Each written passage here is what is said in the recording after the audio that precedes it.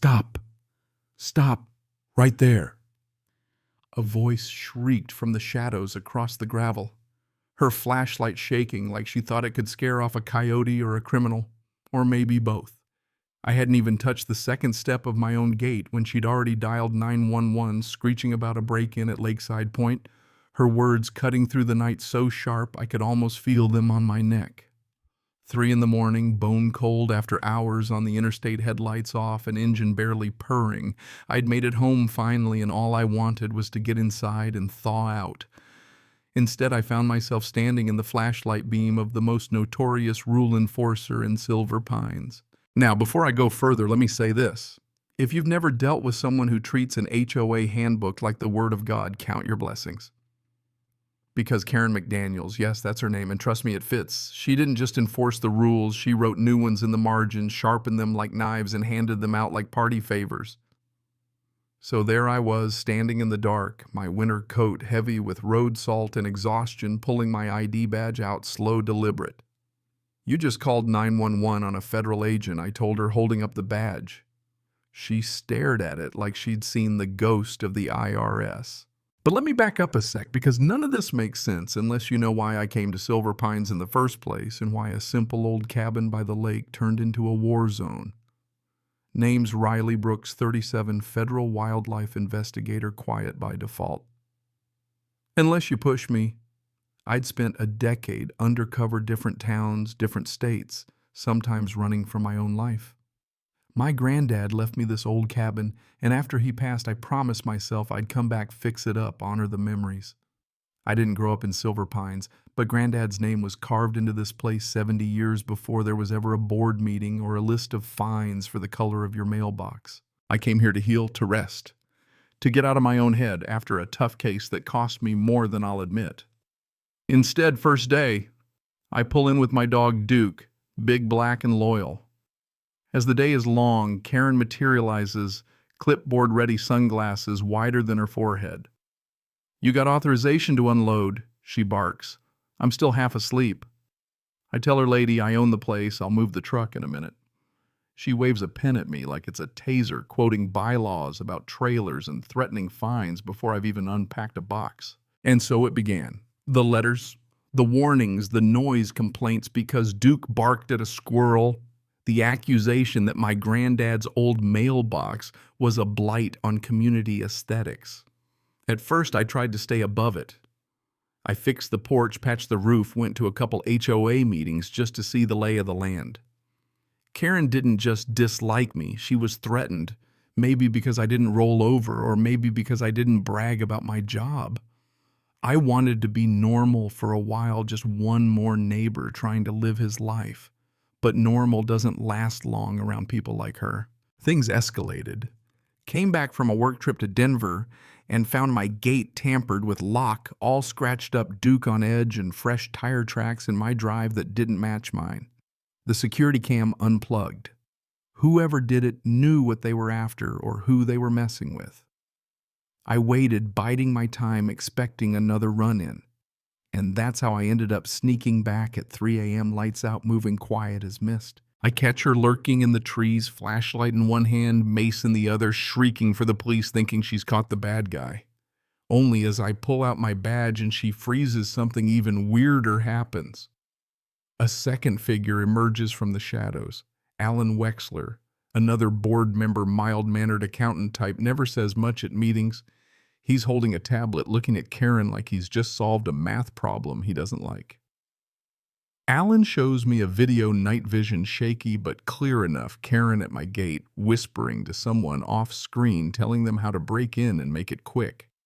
So much for her law-abiding reputation.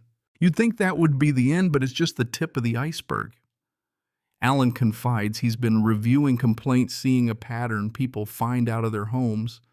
Then those homes get snapped up cheap by shell companies linked to Karen's cousin. He hands me files, property transfers, forged signatures. A half-dozen families quietly pushed out in the last few years. I realize suddenly I'm not the only one she's targeted. She's been running a racket, flipping properties for profit, hiding behind the HOA. That night after the cops come, and Karen tries to play victim, claiming she feared for her life, that I was unannounced. Alan stands up for me, tells the officer she's been after me for months. Karen goes pale, realizing her world just shifted. But as the cop drives off, I get a phone call. Unknown number. You shouldn't have stayed, Agent Brooks, a deep voice warns before hanging up. Not Karen, someone else. This is bigger than HOA nonsense. Next day, a neighbor I'd never spoken to, Lindsay, early 30s, sharp eyes, shows up with a casserole and a thank you. She says I gave people courage that Karen's been terrorizing them for years. People whisper, but nobody fights back until now. I'm starting to see maybe I was meant to come back here, not just for me, but for everybody who's been quietly bullied. Twist number 2.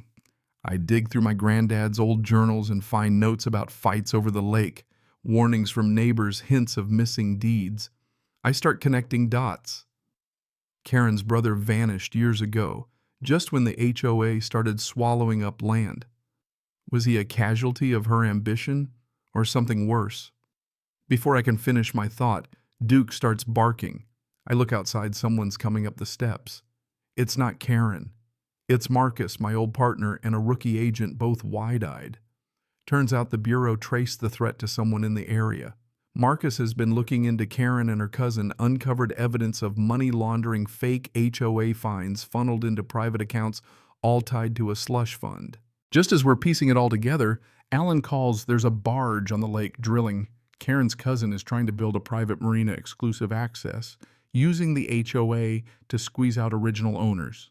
The only thing standing in the way, my grandfather's deed. I rush to the dock, see papers floating in the water, after a toolbox spills signatures that don't match proof of forgery, Karen's name right next to her missing brothers. I grab what I can. Just then Lindsay races down the hill. Karen and her muscle Richard, the ex-cop turned enforcer, have broken into my cabin. I sprint up Duke, barking wild. Karen's holding files. Richard has a crowbar. I don't hesitate. I take their photo as evidence. Karen panics and bolts, Richard muttering about not getting paid enough. I lock down my cabin, knowing now I'm not just dealing with a petty tyrant, but a cornered criminal. Everything unravels fast. Marcus and I hand the evidence to the feds, copy the sheriff. I call a neighborhood meeting. Everyone shows up, even the folks who used to hide behind blinds. I lay out the whole scheme: forced sales, fake fines, the phony marina. Alan backs me up. Lindsay stands tall, shaking but determined. The crowd erupts, calls for Karen's removal. They vote her out on the spot. Her accounts get frozen. The marina project stalls. For the first time, the community fights back. But Karen's not done. She crashes the meeting with 2 lawyers and a new deed claiming my granddad gave her the land. She says her brother can't testify. He's mentally unfit. But Marcus steps up, announces David McDaniels is alive under protection and has testified under oath about her crimes. Karen loses it, yelling at the crowd, blaming everyone but herself. Deputies step in and cuff her. As she's dragged away, she hisses, "You'll regret this." I made Silver Pines. Weeks pass. The investigation blows up. Karen's cousin is arrested out of state. Richard's caught trying to cross into Canada. Alan becomes HOA president. Lindsay is communications lead. The whole rulebook gets rewritten. And one quiet afternoon, David, the brother who was supposed to be gone, sits on my porch, sipping tea, free for the first time in years. Silver Pines is healing. But you know what? Some ghosts don't rest easy. Late one night, my phone buzzes, a raspy voice, block number. You think she ran? Karen never runs. She waits. Click. My skin prickles.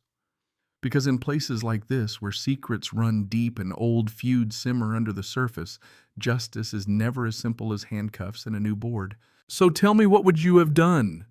If you lived in Silver Pines, would you have stood up or stayed silent?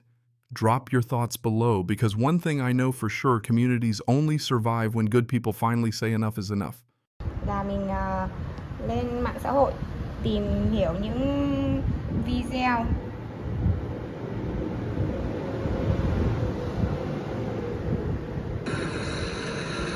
Mas vamos supor, você falou um negócio sério. It is cold, yeah. Next one? Alright. Thank you, man. Hey, if you guys have any trouble, let somebody know. Please.